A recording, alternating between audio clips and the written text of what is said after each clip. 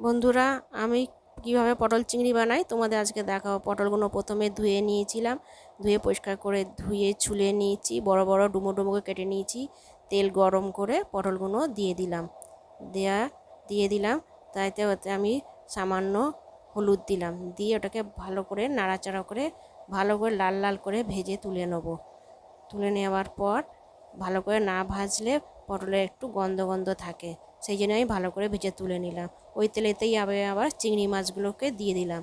চিংড়ি মাছগুলো বেশি ভাজবো না, হালকা হালকা করে চিংড়ি মাছগুলোকে ভেজে আমি নাড়াচাড়া করে তুলে নেব।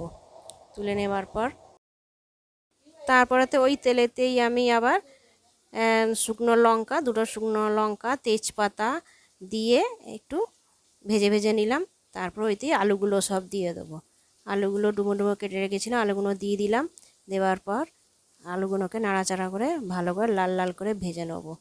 তা ভাজার পর হয়ে গেল, তারপরে আমি ওই আলুর মধ্যেই পেঁয়াজগুলো দিয়ে এবারে ভাজবো। পেঁয়াজগুলো আমি আগে দিইনি, পেঁয়াজগুলো আগে দিলে পেঁয়াজগুলো ভাজা বেশি পুড়ে পুড়ে যায়, সেই জন্য তরকারির টেস্ট পাল্টে যায়। সেই জন্য আমি পেঁয়াজগুলো পরে দিলাম। পরে দিয়ে ভাজলে পেঁয়াজগুলো একটু কাঁচা কাঁচা থাকবে, আলুর সঙ্গে ভাজবো, খুব ভালো টেস্ট হয়। আমি কিন্তু এরকম করেই করি, তোমরাও এরকম করেই করো, খুব ভালো হবে। তো আলু আর পেঁয়াজগুলো আমি আবার নাড়াচাড়া করে ভেজে নিলাম। তারপরে এতে আমি নাড়াচাড়া করে ভাজার পর এতে আমি টমেটো আর কাঁচা লঙ্কা দিয়ে ভেজে নিলাম, ভালো করে কষে নিলাম। টমেটোগুলো যখন একটু গলে গলে যাবে, তার মধ্যে আমি আবার মশলাগুলো অ্যাড করব। আমি আদা রসুন জিরের পেস্ট দিয়েছিলাম, আর দিয়েছিলাম হলুদ, কাশ্মীরি লঙ্কা আর শুকনো লঙ্কা গুঁড়ো দিয়ে ওটাকে ভালো করে কষে নিয়েছিলাম। কষে নেওয়ার পর একটু জল দিয়ে কষলাম। জল দিয়ে কষলে জিনিসটা ভালো হয়, নাহলে মশলাটা পুড়ে পুড়ে যায়। তার ওপরে আমি নুন দিলাম, নুন দিয়ে এর ভালো করে কষতে কষতে কষিয়ে নিলাম। কষিয়ে নিয়ে যখন একটু মশলাটা কষা হয়ে গেলো, ভালো করে কষা হয়ে গেল, তারপরে আমি ওর ওপরে আমি পটল ভাজাগুলো যেগুলো রাখা ছিল, ওই পটল ভাজাগুলো দিয়ে দিলাম। দিয়ে একটু জল ঢেলে একটু পটল ভাজাটাকে ভালো করে নেড়ে চেড়ে কষে নিলাম। কষে নিয়ে জল দিয়ে দিলাম, জল দিয়ে আমি ঢাকা দিয়ে দেবো। ঢাকা চাপা দিয়ে রেখে দিলাম। 5 মিনিট পর ওটা ভালো সেদ্ধ হয়ে যায়। 5 মিনিট পর দেখাচ্ছি।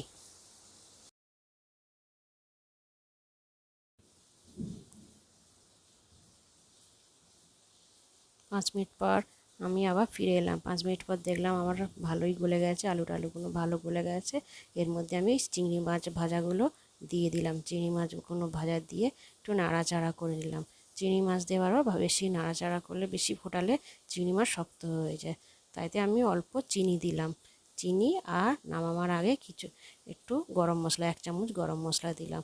তারপর নাড়াচাড়া করে আমি এটা নামিয়ে নিলাম। তোমরা এইভাবে পটল চিংড়ি করে দেখো, খুব ভালো হবে। ভাতের সাথে খুব ভালো লাগে, ভাত লুচি পরোটা সবার সাথেই খুব ভালো লাগবে। দেখা হচ্ছে পরের ভিডিওতে।